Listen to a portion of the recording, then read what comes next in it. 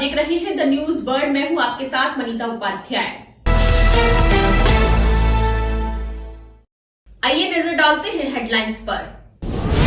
Bhungra cylinder blast प्रकरण में अब तक 22 लोगों की मौत हुई। जिला कलेक्टर हिमांशु गुप्ता महात्मा गांधी अस्पताल घायलों से मिलने पहुंचे।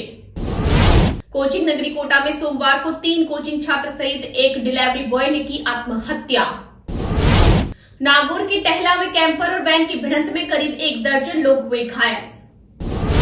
अब खबरें विस्तार से। जिला कलेक्टर हिमांशु गुप्ता मंगलवार को महात्मा गांधी अस्पताल में भूंगरा गैस कांड घायलों की कुशलक्षेम जानने के लिए पहुंचे। जिला कलेक्टर ने चिकित्सकों से घायलों के समुचित उपचार संबंधित जानकारी ली तथा काउंसलिंग हेल्प डेस्क की व्यवस्थाओं का जायजा लिया। इस दौरान जिला कलेक्टर हिमांशु गुप्ता ने संबंधित चिकित्सकों को आवश्यक दिशा निर्देश भी दिए। जिला कलेक्टर घायलों के परिजनों से भी मिले और उन्हें आश्वासन दिया कि प्रशासन द्वारा हर संभव सहयोग और सहायता की जाएगी। वहीं सिलेंडर ब्लास्ट में अब तक 22 मौतें हो चुकी है। जोधपुर में रास्ते को लेकर हुए विवाद में घायल वृद्ध ने सोमवार अल सुबह इलाज के दौरान दम तोड़ दिया। इसके बाद परिजन एमडीएम मोर्चे में मारपीट करने वाले आरोपियों की गिरफ्तारी की मांग को लेकर धरने पर बैठ गए। मृतक के रिश्तेदार आसूराम ने बताया कि नागौर जिले के पांचोड़ी थाना क्षेत्र के ग्राम पाबूसर में 9 दिसंबर को रास्ते को लेकर हुए विवाद में शाम 4 बजे 5 लोगों ने लालूराम सहित परिवार के 3 लोगों को ट्रैक्टर से कुचल दिया था, जिसमें घायल लोगों को पांचोड़ी के सरकारी हॉस्पिटल से जोधपुर के एमडीएम अस्पताल रेफर किया गया था। इसमें लालूराम की इलाज के दौरान सोमवार अल सुबह मौत हो गई। वहीं 2 अन्य घायलों का इलाज चल रहा है। इस मामले में मृतक के परिजनों ने 5 नामजद लोगों के खिलाफ मुकदमा दर्ज करवाया था। पुलिस ने इस मामले में एक आरोपी को गिरफ्तार भी किया। परिजन अब मारपीट करने वाले अन्य आरोपियों की गिरफ्तारी की मांग को लेकर धरने पर बैठे हैं। हाँ, क्या हुआ था बताइए। मामला ये हुआ था कि जमीन का विवाद था। जमीन में वहाँ आए थे, वो अपराधी 5 लोग आए थे और रास्ते में आए थे। 5 लोगों ने जानबूझ के ट्रैक्टर चढ़वा दिया लालूराम के ऊपर। लालूराम को तो एमडीएस में मौत हो गई और 9 तारीख को मुकदमा दर्ज करवाया। अभी तक पुलिस ने 1 बंदे को गिरफ्तार किया है, बाकी 4 अपराधी खुले में घूम रहे हैं। पुलिस कोई कार्रवाई नहीं कर रही है। आज तक पुलिस वाला को बोल रहे हैं गिरफ्तार करो, गिरफ्तार। पुलिस वाला बोल रहे हैं ये हमारा काम है, कर लेंगे गिरफ्तार, और हमारे ऊपर दबाव बना रहे हैं, आप पोस्टमार्टम करवा लीजिए, उसके बाद गिरफ्तार करेंगे। हमारी यही मांग है 500 आरोपियों को तुरंत प्रभाव गिरफ्तार किया जाए और 500 को 302 में ही मामला दर्ज करवाया जाए। 500 ने साथ मिल के ये ट्रैक्टर से कुचला है। 500 की एक राय होके ये आगे चल रहे थे, पीछे से ट्रैक्टर ऊपर चढ़वा के गिरा दिया। उसके बाद वो भाग गए। अभी तक 4 आरोपी खुले में घूम रहे हैं। पुलिस ने 9 तारीख को मुकदमा दर्ज कराया। अभी तक एक को गिरफ्तार किया, 4 को कोई गिरफ्तार नहीं किया। गाँव की घटना ग्राम पाबूसर, तहसील खींवसर, जिला नागौर की है, पांचोड़ी थाना की।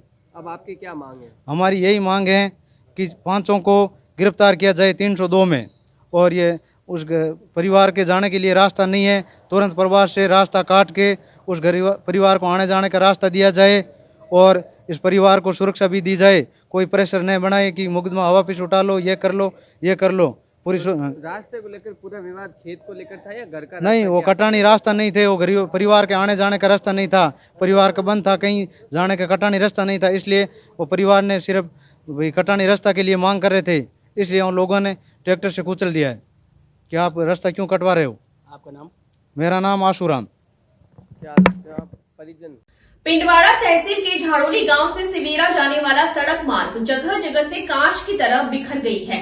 साथ ही सड़क पर पड़े भीषण खड्डे वाहन चालकों के लिए दिनों दिन जानलेवा साबित हो रहे हैं। आए दिन वाहन चालक दुर्घटना का शिकार हो रहे हैं, परंतु लंबे समय से खस्ता सड़क को ठीक करवाने की जहमत अभी तक किसी ने भी नहीं उठाई है। ऐसे में सरकार में बैठे जिम्मेदार नेताओं और अधिकारियों की कार्यशैली पर भी सवाल उठ रहे हैं। आपको बता दें कि यह क्षेत्र की सबसे प्रमुख सड़क मार्ग के साथ व्यस्ततम मार्ग है, जिस पर कॉलेज, विद्यालय, अस्पताल, पंचायत सहित कई राजकीय कार्यालय स्थित हैं। ऐसे में आप सहज ही अनुमान लगा सकते हैं कि आम जन कितने विकट समस्याओं से जूझ रहे हैं। उसके बावजूद भी यहां से गुजरने वाले नेताओं और अधिकारियों को यह समस्या लंबे समय से नहीं दिखी, जिसको लेकर लोगों में भी भारी आक्रोश व्याप्त है। कोटा में सोमवार को एलन कोचिंग संस्थान के 3 छात्रों सहित एक डिलीवरी बॉय ने आत्महत्या कर ली। 3 सुसाइड जवाहर नगर थाना क्षेत्र के तलवंडी इलाके में हुए, जहां 2 छात्र जो कि एक ही हॉस्टल में रहते थे, उनके द्वारा फांसी पर लटक कर जान दे दी गई। वहीं एक डिलीवरी बॉय जिसने कर्ज से तंग आकर फांसी लगाई। वहीं सोमवार सुबह मध्य प्रदेश के कोचिंग छात्र ने फांसी लगाई थी। पिछले 1 महीने में 8 कोचिंग छात्रों द्वारा कोटा में आत्महत्या की घटना सामने आई है। लगातार आत्महत्या की घटनाओं से कोचिंग संस्थानों की कार्यशैली पर सवाल खड़े हो गए हैं। शहर पुलिस अधीक्षक केसर सिंह ने इन मामलों पर चिंता व्यक्त कर जांच करवाने को कहा है।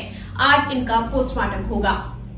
12 बजे करीब पुलिस को पीसीआर से जानकारी मिली कि तलवंडी में एक कृष्णकुंज पीजी में 2 बच्चों के सुसाइड करने की रिपोर्टिंग है। इस पर थानाधिकारी जवाहरनगर आए, सीओ फर्स्ट ने भी मौका देखा, क्योंकि 2 कोचिंग के स्टूडेंट्स द्वारा आत्महत्या किया जाना एक गंभीर घटना थी, इसलिए मेरे द्वारा भी मौका निरीक्षण किया गया। इस संबंध में अभी पोस्टमार्टम करवाए जाने के बाद जो जांच की जाएगी और इसमें तहकीकात की जाएगी कि ऐसी क्या परिस्थितियां रही कि बच्चों को सुसाइड करनी पड़ी। सर, आज ही एक ही दिन में 3 सुसाइड हुए हैं। एक लैंडमार्क सिटी में भी हुआ है। कुल्हाड़ी इलाके में भी एक बच्चे द्वारा जहर खा के और अपनी जान गंवाने की जानकारी मिली है। उसका भी मौका देख करके अभी तहकीकात करेंगे कि क्या मामला था। लेकिन कोटा शहर में इस तरह की घटनाएं होना एक बहुत ही दुखद है और इसकी गहनता से जांच करके जो भी रिमेडियल मेजर्स हो सकते हैं उनको लागू करने की कोशिश करें। सर, ये कहाँ के रहने वाले थे और कब से आ रहे थे? यहाँ जो तलवंडी इलाके में जिन्होंने सुसाइड किया है वो बिहार के रहने वाले हैं और वहाँ जो बच्चा कुल्हाड़ी का है उसका शायद एमपी का होना ज्ञात हुआ है। सर, क्या दोनों ने एक साथ लगाया क्या सर? सुसाइड एक साथ किया? ये अभी जाँच का विषय है।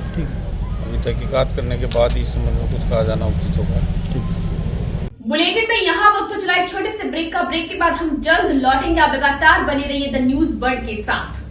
हजारों में सिर्फ उन्हीं की बात होगी जब सितारों से मुलाकात होगी।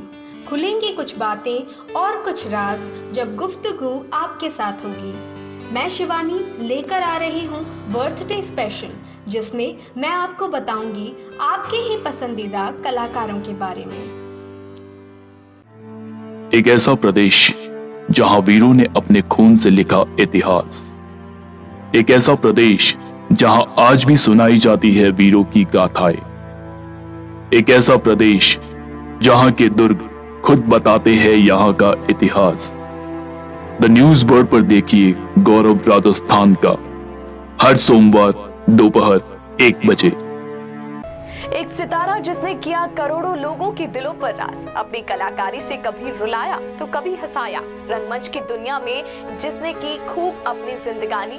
द न्यूज बर्ड पर जानिए ऐसे ही सितारों की कहानी अर्पिता की जुबानी। हेल्थ से जुड़े हर विषय पर होगी सीधी बात। देखिए टॉक फॉर हेल्थ, जहां होंगे मेडिकल एक्सपर्ट्स, डॉक्टर्स और स्पेशलिस्ट जो आपको देंगे सही राय और सही सलाह। टॉक फॉर हेल्थ हर गुरुवार दोपहर 1 बजे। जनता से जुड़ी हर खबर,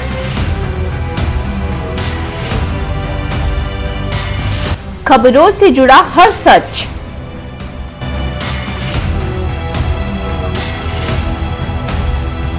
हर मुद्दे पर होगी हमारी नजर।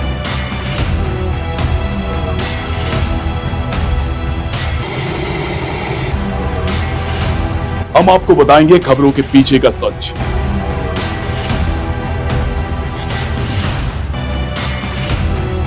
हम आपको सुनाएंगे भीड़ में दब रही आवाज। जनता के घरों से सरकारी गलियारों तक। द न्यूज बर्ड, आपके बीच, आपकी आवाज।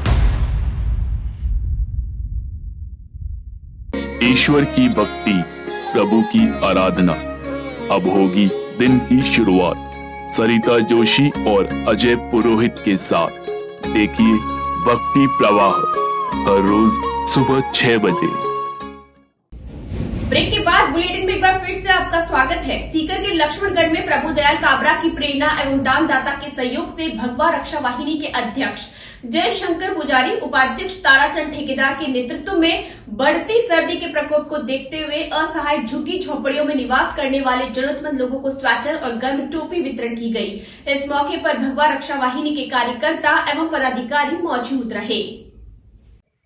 आज भगवा रक्षा वाहिनी लक्ष्मणगढ़ की टीम द्वारा पंडाव की बगीचे के पास जो ज़रूरतमंद परिवार रहते हैं उनको लगभग स्वेटर और टोपी वितरण की गई, जिसमें हमें लक्ष्मणगढ़ नागरिक परिषद चैरिटेबल ट्रस्ट सूरत के अध्यक्ष श्री प्रभुदयाल जी कावरा की प्रेरणा एवं दानदाता के सहयोग से यह कार्य किया गया, जिसमें हमारी भगवा रक्षा वाहिनी की पूरी टीम ने जाकर इस कार्य में अपना तन मन से सहयोग किया।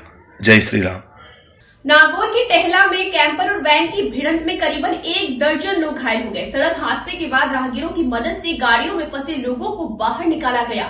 सूचना पर पहुंची एम्बुलेंस की सहायता से सभी घायलों को थावड़ा लाया गया, जहां 6 गंभीर घायलों को प्राथमिक उपचार के बाद डॉक्टर प्रकाश चौधरी ने अजमेर रेफर किया। वैन में सवार सभी घायल रायगढ़ समाज के बताए जा रहे हैं, जो किसी सामाजिक कार्यक्रम बैठक में पादुकला जाकर वापस आ रहे थे। दूसरी गाड़ी कैंपर में 4 लोग सवार बताए जा रहे थे। घायलों को प्राथमिक उपचार के बाद छुट्टी दे दी गई। डॉक्टर सर्वपल्ली राधाकृष्णन राजस्थान आयुर्वेद विश्वविद्यालय जोधपुर के स्नातकोत्तर बाल रोग विभाग द्वारा संचालित स्वर्ण प्राशन कार्यक्रम के वर्ष 2023 के नवीन पोस्टर का कुलपति प्रोफेसर वैद्य प्रदीप कुमार प्रजापति द्वारा समारोह पूर्वक अनावरण किया गया। शनिश्चर थान ट्रस्ट के स्वर्ण प्राशन केंद्र में आयोजित समारोह में कुलपति प्रोफेसर प्रजापति ने स्वर्ण प्राशन कार्यक्रम में आए अभिभावकों से चर्चा की और बच्चों को स्वर्ण प्राशन ड्रॉप्स पिलाई। समारोह में आयुर्वेद विश्वविद्यालय के कुलपति प्रोफेसर प्रजापति एवं विश्वविद्यालय अनुदान आयोग के जोधपुर स्थित मानव संस्थान विकास केंद्र के निदेशक प्रोफेसर राजेश दुबे ने आपसी समझ पत्र MOU पर हस्ताक्षर किए। प्रोफेसर दुबे ने बताया कि इस MOU के अंतर्गत विश्वविद्यालय अनुदान आयोग द्वारा आयुर्वेद विश्वविद्यालय में शिक्षकों के कौशल वर्धन हेतु प्रशिक्षण एवं अमुखीकरण कार्यक्रमों का आयोजन किया जाएगा। उपस्थित जन समूह को संबोधित करते हुए कुलपति ने अवगत कराया कि आयुर्वेद विश्वविद्यालय द्वारा आयुष आपके द्वारा अभियान चलाया जा रहा है, जिसके अंतर्गत ग्रामीण क्षेत्रों में आयुर्वेद, होम्योपैथी और प्राकृतिक चिकित्सा तथा योग का अभ्यास स्वास्थ्य जागरण शिविरों के माध्यम से प्रत्येक बुधवार एवं शनिवार को आयोजित किया जा रहा है और अब तक 15 शिविर ग्रामीण क्षेत्रों में आयोजित किए गए हैं। सर वैद्य टीके प्रजापति, कुलपति राजस्थान आयुर्वेद यूनिवर्सिटी, आज पुष्य नक्षत्र के पावन बेला पर आप सभी लोगों का स्वागत करते हैं। जैसा कि आप लोगों को पता ही होगा कि पुष्य नक्षत्र पे हमारे यहाँ स्वर्ण प्राशन की परंपरा बहुत सालों से लगातार होती चली आई है और ये एक परंपरा जो हमारे ऑटो इम्यून डिसऑर्डर्स या इम्यूनिटी डेवलप करने में बच्चों के अंदर जो किया जाने का प्रक्रिया है, ये सभी जगह पूरे देश में पॉपुलर हो रही है इस समय, क्योंकि अभी सबसे ज़्यादा बच्चों को इसकी ज़रूरत है। लाइफस्टाइल डिसऑर्डर्स जितने हैं हमारे, जो हमारी गर्भिणी हैं, महिलाएं हैं, उनकी प्रॉब्लम्स को लेके बच्चों के ऊपर इम्पेक्ट आता है। तो इसी पुष्य नक्षत्र की बेला पर आज हमने सर से रिक्वेस्ट किया प्रोफेसर राजेश दुबे जी से कि हमारे स्किल डेवलपमेंट के लिए हमारे जो टीचर्स हैं लेटेस्ट टेक्नोलॉजी के साथ उनका स्किल डेवलपमेंट कैसे हो, तो इस पर रिक्वेस्ट किया कि आज एक MOU हम लोग आपस में साइन करके, क्योंकि इस MOU के तहत हम विभिन्न शिक्षण संस्थाएं हैं, केवल हमारी नहीं है, विभिन्न शिक्षण संस्थाएं हैं, उनके सभी टीचरों का इसमें हम ट्रेनिंग देंगे। उस ट्रेनिंग से क्या होगा कि आज डिजिटल टेक्नोलॉजी के ज़माने में, क्योंकि उनको पढ़ाने के बहुत सारे तरीके बदल चुके हैं, बच्चे भी उस तरीके से सीखना चाहते हैं और पुराने तरीके से सीखने को तैयार नहीं, तो इसलिए उसका इम्पैक्ट कैसे हम इसको लेटेस्ट डेवलपमेंट के साथ ऐड कर सकें, इसको सोच में ध्यान में रखते हुए आज दोनों प्रोग्राम हमने एक साथ इस जगह पे आयोजित किए, जिसका भविष्य में हमारा ऐसा मानना है कि बहुत अच्छा इम्पैक्ट होगा। साथ ही साथ हमें एक बात और आप लोगों से कहनी है, क्योंकि जोधपुर में राजस्थान आयुर्वेद यूनिवर्सिटी हमारे भारत की ही नहीं विश्व की दूसरी आयुर्वेद यूनिवर्सिटी है, और चूँकि ये यहाँ से 30 किलोमीटर दूर है, तो पेशेंट्स हमारे पास बहुत अच्छे नहीं आ पाते हैं। हमारे पास सारी क्रोनिक डिजीजेज जितनी हैं सबका इलाज करने की क्षमता है। आप सब लोगों से मेरा रिक्वेस्ट है कि जो भी इस तरह की व्याधियाँ हैं उनके साथ आप मेरे पास आइए। ये सेंटर रेफरल सेंटर की तरफ से इस्टेब्लिश होने जा रहा है। पंचकर्म का सेंटर मेरा एक्सेल सेंटर है और बहुत बड़ा 45 करोड़ के साथ हमारे पास एक PPP मोड पे पंचकर्म का, जो पंचकर्म टूरिज्म का हब है केरला और कर्नाटक, इनके साथ जैसा ही एक हमारा सेंटर यहाँ पे डेवलप हो रहा है। तो आप सबसे रिक्वेस्ट है कि जितने भी लोग ज़्यादा से ज़्यादा आ सकें, जिससे कि हम वो सुविधाएं हम आप सभी लोगों को दे सकें, क्योंकि हम यहाँ रहते हुए भी देख रहे हैं कि जैसे दिल्ली में हमें 2-2, 2,500 हज़ार पेशेंट आते हैं हमारे पास, लेकिन हम यहाँ आए तो देखिए कि हम 200 भी नहीं आंकड़ा पार कर पा रहे हैं। इसी के तहत हमने अभी प्रमोद मिश्रा जी से बात करके हमारे सुपरिटेंडेंट हैं हॉस्पिटल के, बुधवार और शनिवार को 2 दिन आयु आपके द्वार के नाम का शुरुआत करते हुए हम आसपास के जितने गांव, शनिवार को मेरा कैंप होता है, बुधवार को हमारा Ayurveda, yoga, naturopathy and homeopathy का कैंप होता है और शनिवार को हमारा आयुर्वेद का कैंप होता है। ये यूनिट हमारी जा रही है कंटिन्यूअस और इससे हमें रिस्पांस अच्छा मिल रहा है।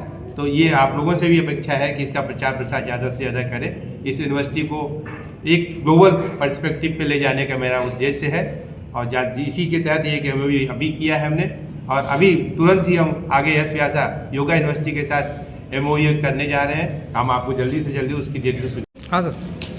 जैसा कुलपति महोदय ने बताया, आज बहुत शुभ दिन है और आज 12/12/2022 को इस अग्रणी विश्वविद्यालय जो स्वास्थ्य के लिए काम कर रहा है, हम सब जानते हैं कि स्वास्थ्य हमारा मौलिक अधिकार है, लेकिन कोविड जैसी महामारी के बाद अब हम सबको नए सिरे से इन चीज़ों को देखना है। इसी उद्देश्य से विश्वविद्यालय अनुदान आयोग का मानव संसाधन विकास केंद्र आयुर्वेद विश्वविद्यालय के साथ योगा, नेचुरोपैथी और वेलनेस पे एक हम फैकल्टी डेवलपमेंट प्रोग्राम करने जा रहे हैं। साथ में एक साप्ताहिक औषधीय पौधों की खेतीबाड़ी, उनका प्रसंस्करण, उनका प्रयोग पे भी एक फैकल्टी डेवलपमेंट प्रोग्राम हम इस विश्वविद्यालय के साथ साझा करने जा रहे हैं। अनेक कार्यक्रम संकाय संवर्धन के लिए, फैकल्टी डेवलपमेंट के लिए ट्रेनिंग का प्रोग्राम, कैपेसिटी बिल्डिंग का प्रोग्राम, इनके लिए कैरियर प्रोग्रेशन के लिए और कैरियर एडवांसमेंट के लिए भी विश्वविद्यालय अनुदान आयोग के साथ मिलके दोनों विश्वविद्यालय अपनी फैकल्टी के साथ साथ प्रदेश या देश के सभी शिक्षकों के, जिनकी रुचि योगा में है, जिनकी रुचि नेचुरोपैथी में है, जिनकी रुचि वेलनेस में है, ये trans disciplinary, cross disciplinary, multi disciplinary mode में हम इस कार्यक्रम का आयोजन करेंगे और आशा करते हैं कि ये शिक्षकों का संवर्धन न केवल शिक्षण, शोध, प्रकाशन या पेटेंट में योगदान करेगा, बल्कि ये हमारे जैसा हमारे कुलपति महोदय ने आपको बताया, ये हमारे आउटरीच सबके स्वास्थ्य के लिए काम करेगा। तो हम समझते हैं कि ये हमारा MOU जो आज हम दोनों संस्थान मिलकर साइन किए हैं, ये हमारे समाज के समग्र विकास के लिए, स्वस्थ भारत के लिए बहुत ही अच्छा होगा। हमें आशा है कि इससे हम सब लाभान्वित होंगे। धन्यवाद। झारखंड सरकार द्वारा जैन समाज के सबसे बड़े तीर्थ स्थान समेत शिखरजी को पर्यटन स्थल घोषित करने के विरोध में मंगलवार को सकल जैन समाज ने नगर निगम प्रांगण से जिला कलेक्ट्रेट तक रैली निकालकर जिला कलेक्टर को ज्ञापन सौंपा। महावीर सेना प्रमुख यशवंत आंचलिया ने बताया कि झारखंड सरकार ने जैन समाज के सबसे बड़े तीर्थ को पर्यटन स्थल घोषित कर दिया है। इसको लेकर पहले भी विरोध जताया, लेकिन सरकार ने अपना फैसला नहीं बदला। आंचलिया ने बताया कि पर्यटन स्थल पर लोग गंदगी करते हैं, खाने पीने का सामान लाते हैं और धूम्रपान तक किया जाता है। आंचलिया ने कहा कि तीर्थ स्थल समेत शिखरजी को पर्यटन स्थल घोषित कर सरकार इसका अस्तित्व मिटाने की ओर बढ़ रही है और जैन समाज यह कतई बर्दाश्त नहीं करेगा। जैन समाज ने आज तो केवल रैली निकाली कर PM के नाम ज्ञापन सौंपा है तीर्थ स्थल को बचाने के लिए, लेकिन अगर झारखंड सरकार ने नहीं सुनी तो आंदोलन किया जाएगा। यशवंत आंचलिया, महावीर सेना प्रमुख। झारखंड सरकार ने जो हमारे जैन समाज का सबसे बड़ा तीर्थ स्थान है समय शिखरजी को एक पर्यटन स्थल घोषित किया है। सभी को पता है पर्यटन स्थल पे क्या होता है, मांस, मदिरा और अनेक प्रकार की गतिविधियाँ पर्यटन स्थलों पर होती है। इसलिए सकल जैन समाज ने आज एक मौन जुलूस के रूप में विरोध स्वरूप टाउन हॉल से कलेक्टर तक ज्ञापन देने का एक निर्णय किया था और राष्ट्रपति के नाम, हम प्रधानमंत्री जी के नाम, हम झारखंड के मुख्यमंत्री के नाम हम ज्ञापन दे रहे हैं और वापस जो अध्यादेश दिया है इन्होंने पर्यटन स्थल बनाने का, उसको वापस लेने की मांग कर रहे हैं और शीघ्र ही हमें पूरा विश्वास है कि सरकार इस पर ध्यान देगी और इस अध्यादेश को वापस लेगी। धन्यवाद। जय हिंद। अंत में हेडलाइंस एक बार फिर से। भुंगरा सिलेंडर ब्लास्ट प्रकरण में अब तक 22 लोगों की मौत हुई। जिला कलेक्टर हिमांशु गुप्ता महात्मा गांधी अस्पताल घायलों से मिलने पहुंचे। कोचिंग नगरी कोटा में सोमवार को 3 कोचिंग छात्र सहित एक डिलीवरी बॉय ने की आत्महत्या। नागौर के टहला में कैंपर और वैन की भिड़ंत में करीब 1 दर्जन लोग हुए घायल। बुलेटिन में फिलहाल इतना ही। अब लगातार बने रहिए द न्यूज वर्ल्ड के साथ। तब तक के लिए हमें दीजिए इजाजत। नमस्कार।